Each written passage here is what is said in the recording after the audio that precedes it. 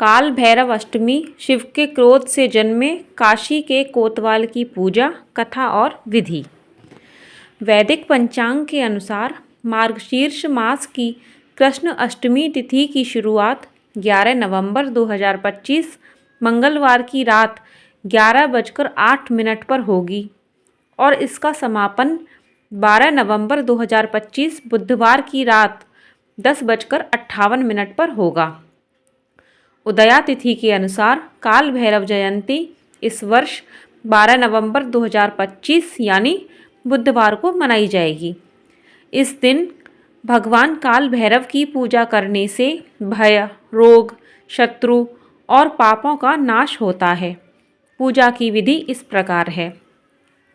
प्रातःकाल स्नान करके स्वच्छ वस्त्र धारण करें और भगवान शिव तथा काल भैरव का ध्यान करें। पूजा स्थान को शुद्ध करें। एक चौकी पर काले कपड़े का आसन बिछाएं और उस पर भगवान काल भैरव की मूर्ति या चित्र स्थापित करें। पूजा से पहले दीप जलाएं और हाथ में जल लेकर संकल्प करें कि आज मैं भगवान काल भैरव की पूजा अर्चना करूंगा, ताकि मेरे जीवन से सभी भय, पाप और बाधाएं दूर हों। भगवान को पान, सुपारी, नारियल, काला तिल, उड़द, सरसों का तेल और काले फूल अर्पित करें। भैरव जी को कुत्ते प्रिय हैं, इसलिए पूजा में काले कुत्ते को भोजन कराना विशेष शुभ माना जाता है। इसके बाद भैरव चालीसा, काल भैरव अष्टक अथवा ओम काल भैरवाय नमः मंत्र का 108 बार जप करें। भैरव जी को गुड़, रोटी, तेल से बने पकवान या भोग अर्पित करें। रात्रि में भैरव जी की आरती करें और संभव हो तो पूरी रात जागरण करें, क्योंकि इस रात्रि को भैरव रात्रि कहा गया है।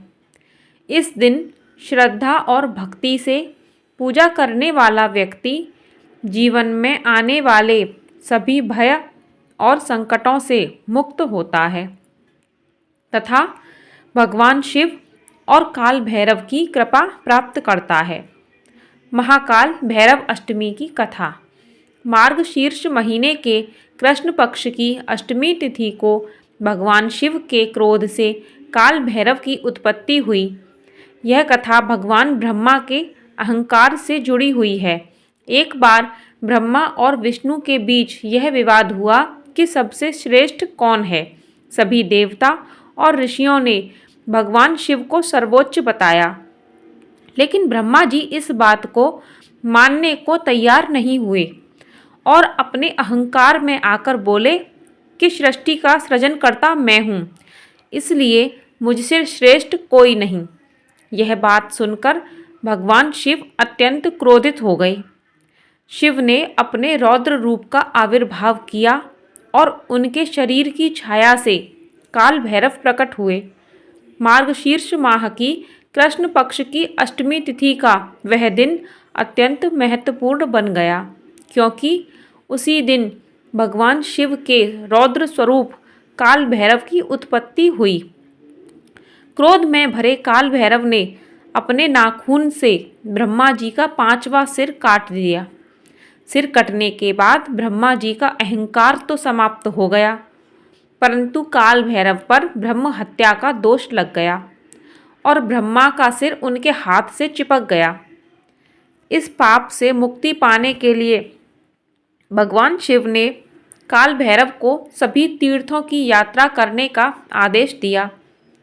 काल भैरव पाप से मुक्ति की खोज में एक एक करके सभी तीर्थों में गए, लेकिन हर जगह उन्हें ब्रह्म हत्या का दोष नहीं छूटा। अंततः जब वे काशी पहुँचे तो वहाँ उन्होंने भगवान विष्णु के आदेशानुसार भिक्षाटन किया और जैसे ही काशी की भूमि पर कदम रखा, उनके हाथ से ब्रह्मा का कटा हुआ सिर गिर गया। उसी क्षण वे ब्रह्म हत्या के पाप से मुक्त हो गए। भगवान शिव ने उन्हें आशीर्वाद दिया कि वे काशी के कोतवाल बनेंगे और काशी की रक्षा का भार उन्हीं के हाथों में रहेगा।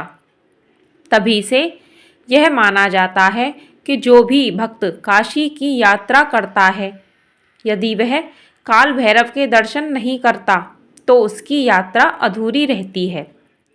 इस प्रकार भगवान काल भैरव काशी के रक्षक, पापों से मुक्तिदाता और शिव के क्रोध रूप माने जाते हैं।